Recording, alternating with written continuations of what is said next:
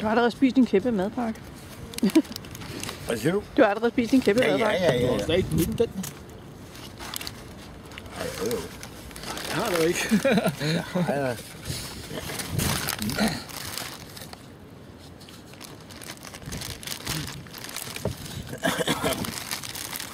Det er måske lidt hurtigt måske, men ja.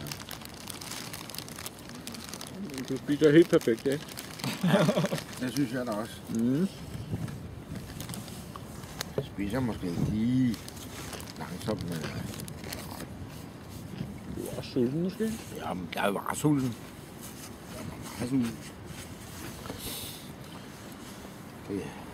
Det, når klokken bliver sådan mellem 12 og 1, så...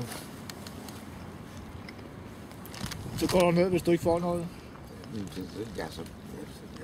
Ej, jeg kan godt klare at undgå nogle timer, men jeg har en time. Altså, lige hvis klokken bliver og siger, at dem kan 12 1 tiden der, så begynder jeg at blive sulten. Det er lidt underligt, ikke? Det er jo fordi, hvis man er vant til at spise det, bliver lidt koldt. Præcis.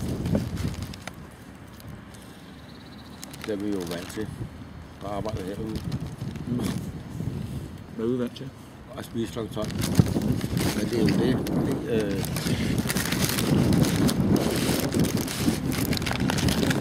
Det er også bare godt at gøre nogle ting færdigt først, inden man spiser.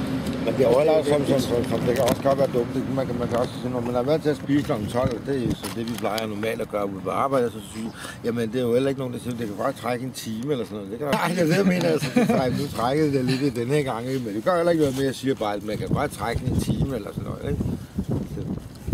Jo, sådan kan det godt være nogle gange, ikke? Ja. Vi prøver bare at få ham med op af stolen og ud og lave noget i stedet for at sidde til eller sådan. Det har man selvfølgelig lov til nogle gange, og det er godt ikke, hvis man siger, at i dag er jeg simpelthen flad.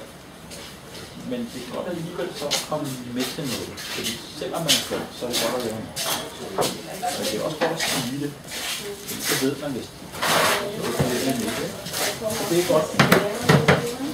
Jo, men det har, alle har lov til at snære lidt. Alle kan have sådan nogle snæredage. Snære til mænd og snære. Ja, så fint. Jeg finder holde med de andre. Ha' en hyggelig weekend. Ja.